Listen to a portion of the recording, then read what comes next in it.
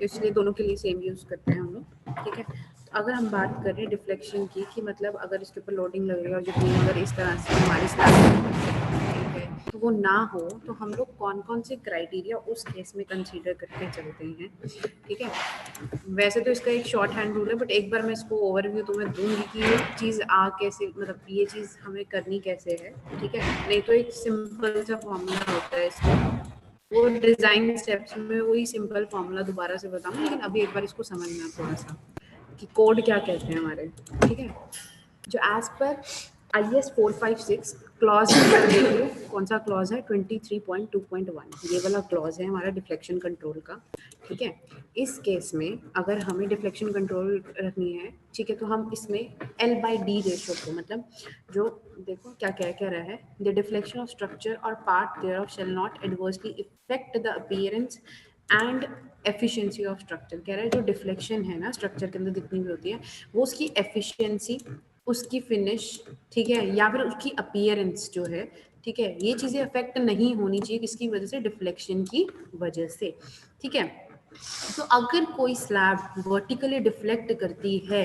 तो उसकी लिमिट कितनी है, कितनी परमिसिबल लिमिट, मतलब कितनी अलाउएबल है। देखो ऐसा तो है नहीं कि बिल्कुल भी डिफ्लेक्शन होएगी नहीं, लोड लगेगा तो ऑटोमेटिक मिनिमम तो डिफ्लेक्शन अगर करेंगी ही करेगी, ठीक है, क्योंकि बिल्कुल इनएविटेबल तो होता नहीं है, विद टाइम थोड़ी बहुत डिफ्लेक्शन आ जाती है, ठीक है, क्योंकि लोड एक्ट करते थोड़ा बहुत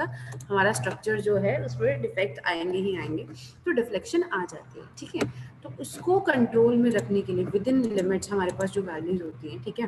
तो क्या उसको क्या कंसीडरेशन कैसे रखनी है, हम लोग को क्या कंसीडर करके चलना है, हम स्पैन और डेप्थ की रेशो लेकर चलते हैं, ठीक है। जो हमारा मान लो ये बीम है, ठीक है, जो या फिर इफेक्टिव स्पैन भी निकाल रहे थे, सॉरी इफेक्टिव स्पैन निकाल रहे थे ना, ठीक है, वो वाला स्पैन स्पैन आपका हो गया, ठीक है, और उसकी डेप्थ जो भी आपकी इसकी ये वाली डेप्थ, ठीक है, स्लैब की डेप्थ और जो स्पैन हो गया उसकी रेशो को कंसीडर करके चलते हैं, ठीक है। जो आपका स्पैन हो गया, मतलब L से डिनोट कर रही हूँ इफेक्टिव स्पैन, यहाँ पे ज़्यादा चल रहा है, वहाँ पे बैठे हैं। तो आप क्या करते हो बच्चे, स्पैन और डेप्थ की रेशो निकालते हो, दैट इज L/D की रेशो, ठीक है। तो हमारे पास एक लिमिट होती है, ठीक है, तो परमिसिबल लिमिट में रखने के लिए, तो वो वैल्यूज जो ये जो L/D की रेशो है, ये इन वैल्यू से ग्रेटर नहीं होनी चाहिए, जैसे लिखा हुआ है ratios are not greater than the values obtained below। तो ये जो अगर हमारी जो स्पैन है अप टू 10 मीटर में वैल्यू होनी चाहिए L/D रेशो की, सिंपली सपोर्टेड में 20 होनी चाहिए, कॉन्टिन्यूस में 26 होनी चाहिए। ये आपको कहाँ पे लिखा हुआ है, क्लॉज नंबर 23.2.1 में, ठीक है। तो ये तो बेसिक क्राइटेरिया था डिफ्लेक्शन का। अगर हमारा जो स्पैन है वो कहाँ तक का है, अप टू 10 मीटर, उस केस में कैंटिलीवर की सिंपली सपोर्टेड के लिए L/D की रेशो कितनी होनी चाहिए, 20, कॉन्टिन्यूस के लिए 26, ठीक है। अब वो क्या कहता है, फिर अनस्टेबल दिखा रहा है नेट। अब क्या कहता है कि अगर हमारा जो स्पैन है 10 मीटर से ज़्यादा है, ठीक है, उस केस में जो वैल्यू है, ये वाली वैल्यू जो ए में है, कैंटिलीवर के लिए 7, सिंपली सपोर्टेड के लिए 20, कॉन्टिन्यूस के लिए 26, उसको क्या कह रहा है कि मल्टीप्लाई 10 बाई वैल्यूज को बाई स्पैन से मल्टीप्लाई कर दो, इन होएगी वो, और इन वैल्यू से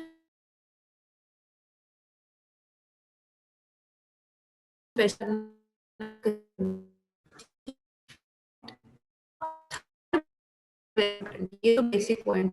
थर्ड पॉइंट क्या कहता है, depending upon area and type of, ये वैल्यू तो है ही है, लेकिन अब क्या कह रहे हैं, ऑब्वियस सी बात है हमारी जो बीम है या फिर जो हमारी स्लैब है उसमें टेंशन रीइंफोर्समेंट तो रहेगी रहेगी, प्लस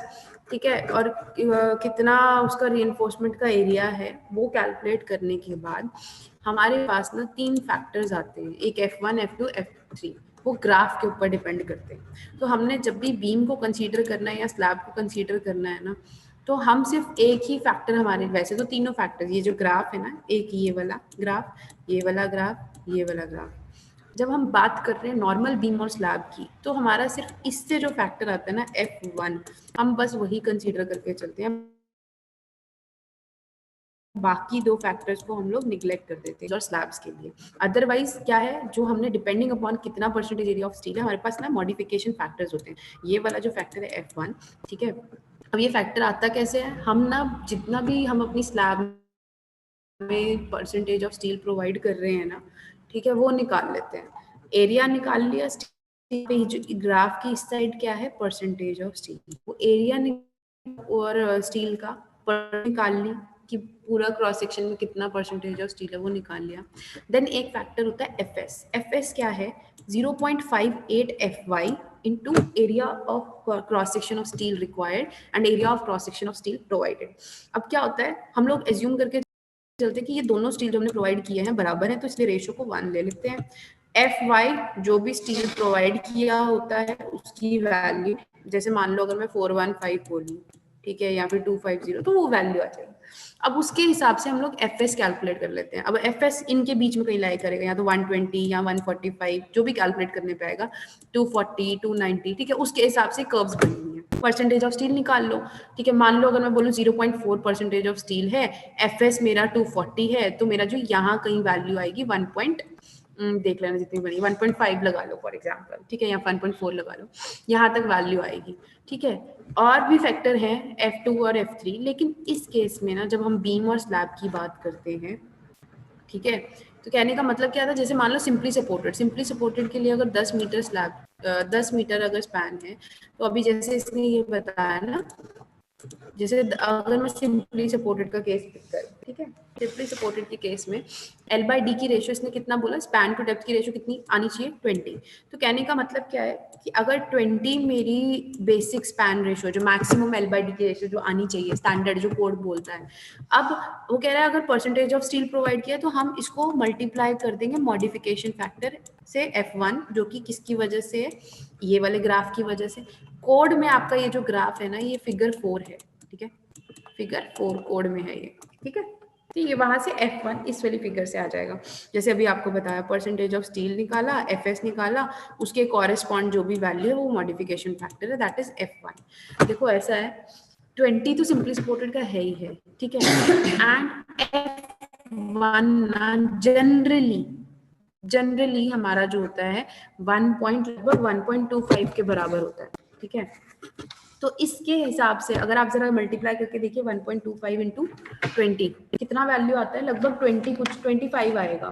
ठीक है। जनरली हमारा जो ये वैल्यू होती है ना F1 की, दैट इज 1.25 या 1.5 करके देखिए, मेरे को मल्टीप्लाई करके बताइए कितनी वैल्यू आई, 20 इंटू 1.25,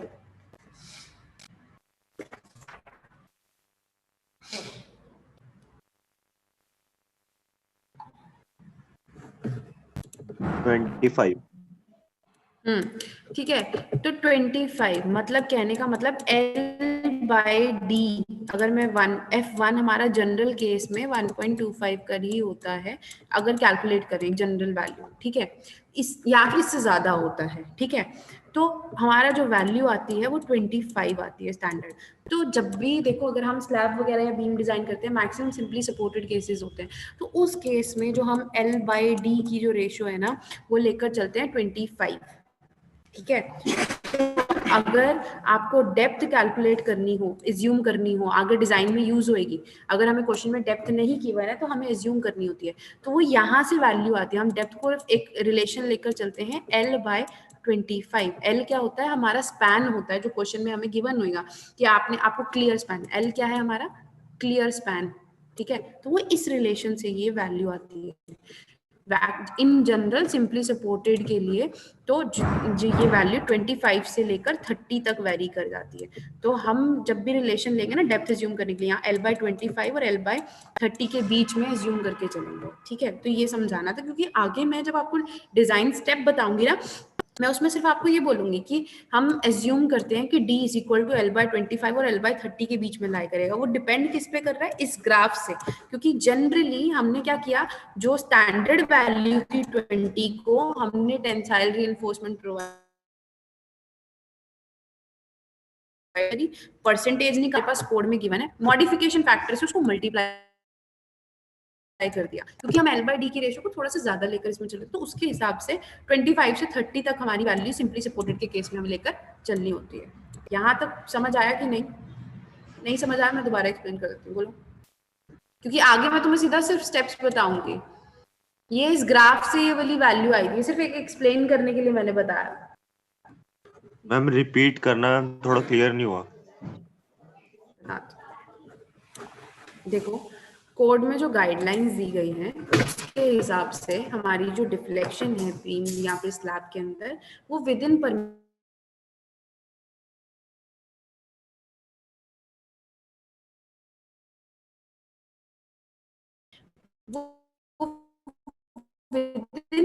परमिसिबल होनी चाहिए, ताकि जो हमारी